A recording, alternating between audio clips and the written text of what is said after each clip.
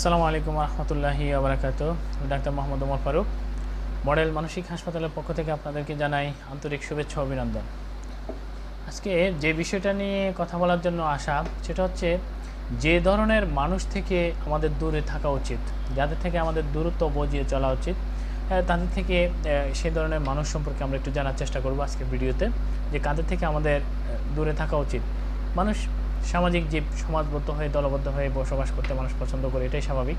কিন্তু তার মধ্যে আমরা আসলে আমাদের আশেপাশে যেরকম নানা ধরনের মানুষ থাকে, সবার মধ্যেই কিন্তু আপনার হিংসা, ভালোবাসা, প্রেম কিংবা রাগ, ক্ষোভ সব কিছুই আছে।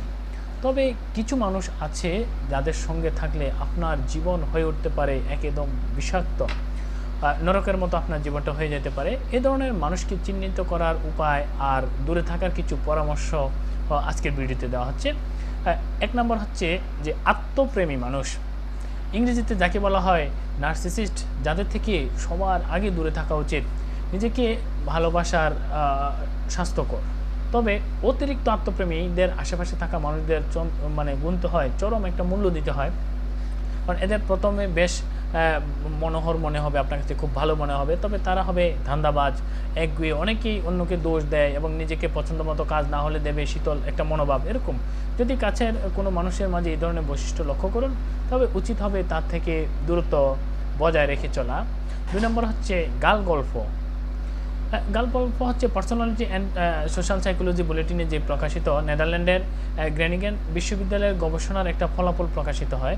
সে অনুযায়ী যদি কর্মক্ষেত্রে সহকর্মীকে নিয়ে গল্পগুজব করার মাধ্যমে আত্মকেন্দ্রিক ও অলস কর্মচারী সম্পর্কে, ব্যক্তিগত সম্পর্কে বা অলস কর্মচারী সম্পর্কে পাওয়া যায় যে যা অনেকটাই স্বাস্থ্যকর অফিস ব্যবস্থাপনার জন্য, এটা একেবারেই, তবে তারা বেশি গুজব ছড়ানোর উদ্দেশ্যে যদি গল্প আপনার ফাঁদে বা নিজেকে ভালো সাজানোর জন্য বানিয়ে কথা বলে, হ্যাঁ, তাদের সঙ্গে থাকাটা মোটেও স্বাস্থ্যকর হতে পারে না। যদি এরকম মানুষের সংস্পর্শে এসে থাকেন আপনি, তাহলে তাদেরকে ব্যক্তিগত বিষয় নিয়ে কথা বলা থেকে দূরে থাকুন এবং এদেরকে একেবারেই আপনি এড়িয়ে চলুন। 3 নম্বর যেটা বলবো যে হচ্ছে আত্মধ্বংসাত্মক মানুষ।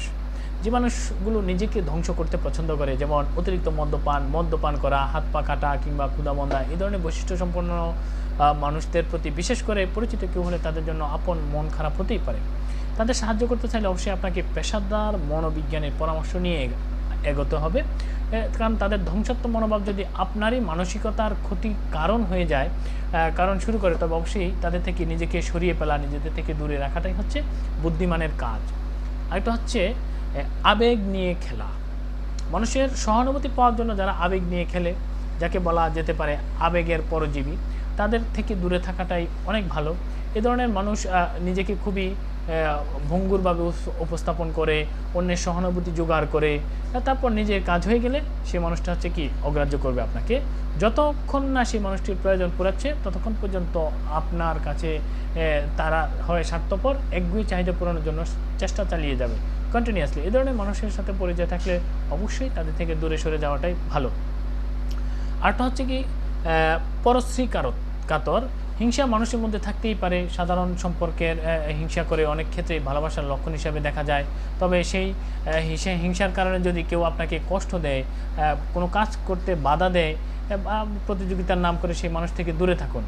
আরটা হচ্ছে কি প্রচণ্ড হিংসুটে মানুষ যখন স্বাস্থ্যকর সম্পর্ক বজায় রাখতে পারে না, যখন ভালোবাসার সম্পর্কে একে অপরের প্রতি সাহায্যকর মনোভাব না থাকে, দুজনের ভার বহন করার বিষয়টা যদি না থাকে, সেক্ষেত্রে আপনাকে অবশ্যই সরে আসা উচিত নিজের ভালোর জন্য। তৃতীয়ত আরেকটা জিনিস যেটা হচ্ছে বলির পশু, নিজেকে বলির পশু ভাবা বা নিজেকে সব সময় অন্যের মাধ্যমে অপরাধী হওয়া, অপরাধী মনে করা, তার মধ্যে দেখতে পাওয়া, তাদের উদ্দেশ্য আপনি দিতেই পারেন। তবে এই ধরনের মানসিকতার ভালো উপদেশ গ্রহণ করা থেকেও নিজেকে নেতিবাচক মানসিকতার জন্য সরে যাওয়াটাই সবচেয়ে বেশি ভালো হয়। আরেকটা জিনিস হচ্ছে যেটা হচ্ছে আপনাকে সবচেয়ে বেশি অমোঘ মিথ্যাবাদী। যে মানুষটা এরকম ভাবার কারণে যে সে সবসময় সত্য কথা বলবে, তার যদি সন্দেহ হয় যে আপনার জীবনে কেউ বেশিরভাগ সময় আপনার অনুভূতির আঁকড়ে অতিরিক্ত মিথ্যা কথা বলতেছে, তাহলে সাবধানতা হওয়ার প্রয়োজন অবশ্যই আছে। অস্বাভাবিকভাবে যদি মিথ্যাবাদীর কোনো মানুষের সাথে আপনার পরিচয় হয়ে যায় বা যেটাকে খুব চার্মিং মনে হয় আপনার কাছে, তাহলে তারা জীবনের মজা করেও তুলতে পারে, আপনার জীবনটাকে মজার করে তুলতে পারে। কিন্তু একটা সময় এসে গিয়ে কি হবে, আপনার এই সম্পর্কের বিশ্বাসটাকে আপনার ভেঙে যাবে এবং আর সে সম্পর্কের জোরালোটা আপনার মধ্যে থাকবে না।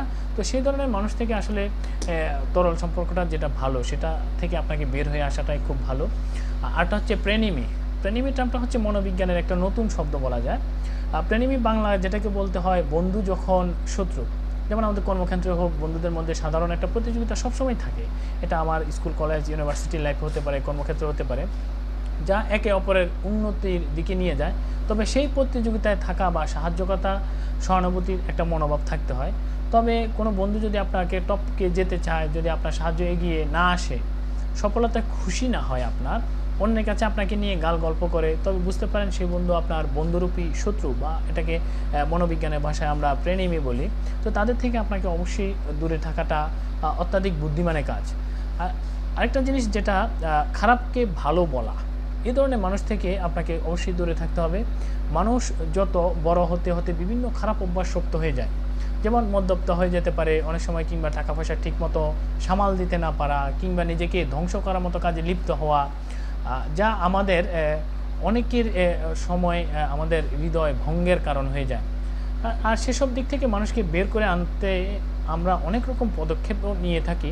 তবে এই ধরনের খারাপ অভ্যাসগুলো যারা এড়িয়ে যায়, এমনকি সে কাজগুলো করতে উদ্বুদ্ধ করে, আপনাকে ওই কাজগুলোর জন্য আপনাকে মোটিভেট করে বা আপনাকে নিষেধ না করে আপনাকে ওখান থেকে ফেরানোর চেষ্টা করে না, তাদের থেকে আপনাকে অবশ্যই ফেরত আসা উচিত এবং ওদের সাথে সম্পর্কটা না রাখা উচিত।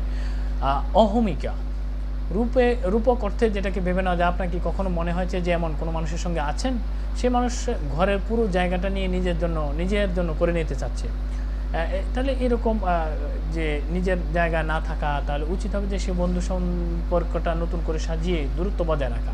কারণ ওর মধ্যে যদি অহমিকাটা খুব বেশি থাকে, ঘরের পুরো জায়গাটা সে নিয়ে যেতে চায়, বা আপনার যে কোনো একটা স্পেসে আপনাকে কোনো স্পেস দিতে চায় না, তাদের থেকে আসলে দূরে থাকাটাই খুব বুদ্ধিমানের কাজ হবে।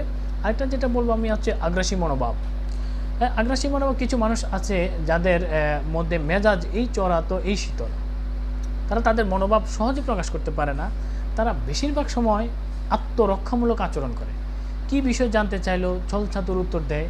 তারা ভালো থাকলেও বলে খারাপ আছি সহানুভূতি আদায়ের জন্য। এই ধরনের মানুষ কি আপনার মানসিক শক্তি যদি কেড়ে নেয়, তবে তাদের থেকে দূরত্ব মেপে যোগাযোগ রাখুন। না হয়তো একটা সময় আপনার এই সম্পর্কটা হবে কি একটা সময় শত্রুতার রূপ নেবে।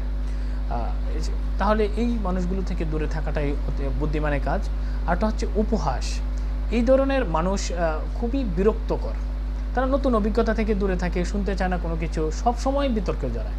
তাদের বাজে ব্যবহার করে, খারাপ কথায় কোনো অর্থ থাকে না। তাদের সামাজিকভাবে তারা হচ্ছে ব্লাইন্ড, অন্ধ থাকে। এই ধরনের মানুষ যদি আপনার আশেপাশে থাকে, আপনার মধ্যে অস্বস্তিতে পেলে, তাহলে তাদের সঙ্গে যোগাযোগ রাখার কোনো কারণ নেই। আমি আরেকটা বলবো যে এরা মানসিকভাবে আপনাকে আঘাত দিবে। সব আঘাতই কোনো শারীরিক হতে হবে তা নয়। কিছু কিছু আঘাত আমাদের মনকে আঘাত প্রাপ্ত করে, যেটা আমাদেরকে মানসিকভাবে ক্ষতিগ্রস্ত করে। প্রতিনিয়ত অবজ্ঞা করা, প্রচণ্ড হিংসুটে, সারাক্ষণ ভাব ধরে থাকা, এই ধরনের মানসিকতার লক্ষণ সম্পর্ক, এগুলো হচ্ছে এই ধরনের মানুষের মানসিকতার লক্ষণ। সম্পর্ক রক্ষার্থে এই ধরনের মানুষের যে কোনো বিষয়ে ভীতি দেখাতে বা পিছ পাওয়া হয় না।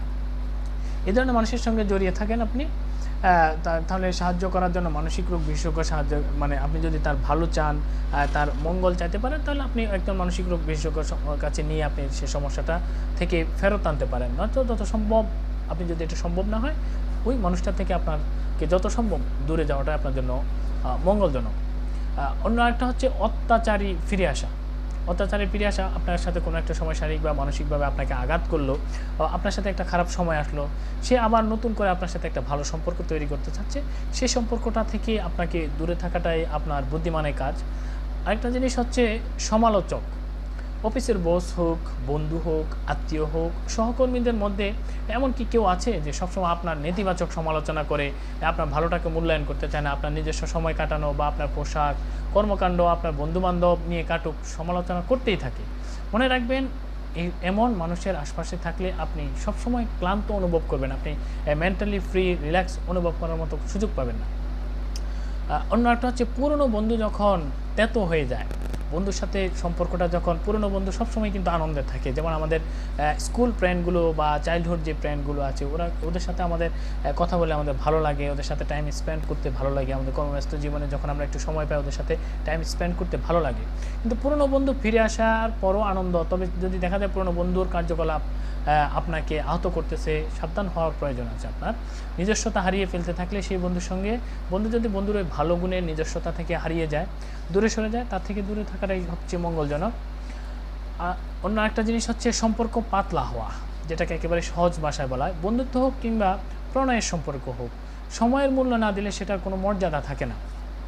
মানসিকভাবে দুর্বল অনুভব করা এই জিনিস দিয়ে সামলিয়ে যাওয়ার জন্য সবসময় বের করে রাখেন, বা অন্তিম মুহূর্তে সেই মানুষটাকে আপনাকে ফাঁকি দিল, আপনি একটা জিনিস এক্সপেক্ট করতেছেন ওর কাছে, আপনার এই দুঃসময়ে, আপনার খারাপ সময়ে সেই মানুষটা আপনার পাশে এসে দাঁড়াবে, বা আপনার সাথে ওই মানুষটার সম্পর্কটা এতই ভালো যে আপনি সবসময় আশা করেন যে হ্যাঁ এই মানুষটাই আমার বিপদে সবার আগে আপনার কাছে এগিয়ে আসবে, কিন্তু দেখা গেল সেই মানুষটা আপনাকে ফাঁকি দিল। তো এই ধরনের মানুষ থেকে আসলে দূরে থাকাটাই উচিত। যদিও এই ধরনের মনোভাব সম্পর্ক ছেদ করার বিশেষ কারণ হিসেবে পড়ে না, বরং এক সময় যদি তার কাছে ভাবেন যে তার সঙ্গে সমালোচনায় বসুন, সমস্যাটা কোথায় সমাধান করা যেতেই পারে, পাশাপাশি জানিয়ে দিন যে তার এই পাতলা মনোভাবের জন্য আপনার ধৈর্য কমে যাচ্ছে। তো আমাদের আসলে মানুষ যেহেতু সামাজিক জীব, সমাজে আপনাকে চলতে হবে, মিশতে হবে বন্ধুদের সাথে, অফিসের বসের সাথে, কলিগদের সাথে, প্রতিষ্ঠানে আমার স্টুডেন্টদের সাথে বা বন্ধুদের সাথে। সেক্ষেত্রে আমাকে ভালো থাকার জন্য আমি প্রতারিত যেন না হই, আমার শারীরিক কোনো ক্ষতি না হোক, মানসিক কোনো ক্ষতি না হোক, আর্থিক কোনো ক্ষতি না হোক, সেক্ষেত্রে অবশ্যই আমাকে বন্ধু নির্বাচন বা আমার সহকর্মী নির্বাচন বা আমার ভালো সম্পর্ক যাদের টাইম স্পেন্ড করব, এই মানুষগুলো নির্বাচনের ক্ষেত্রে আমাকে অবশ্যই বিচক্ষণ হতে হবে, চোখ কান খোলা রেখেই আমাকে সম্পর্ক তৈরি করতে হবে। তখন আপনার শারীরিক ক্ষতি হোক, অর্থনৈতিক ক্ষতি হোক, বা ওভারঅল হচ্ছে মানসিক ক্ষতি থেকে আপনি বেঁচে যেতে পারেন। তো আমি যে বিষয়গুলো বললাম, এই বিষয়গুলো যদি আমরা খেয়াল রাখি একটা সম্পর্কের দিকে, তখন আমরা দেখা যাচ্ছে কোনো বন্ধু কর্তৃক প্রতারিত হওয়া, কোনো প্রতিষ্ঠান কর্তৃক প্রতারিত হওয়া, এখান থেকে আমরা অনেকটাই নিরাপদ থাকতে পারবো। তো আপনাদের সকলের সুস্থতা, সুন্দর কর্মময় আনন্দময় জীবনে কামনায় আপনাদের পাশে সব সময় আছে মডেল মানসিক হাসপাতাল। সবাই সুস্থ থাকুন, ভালো থাকুন। আসসালামু আলাইকুম ওয়া রাহমাতুল্লাহ।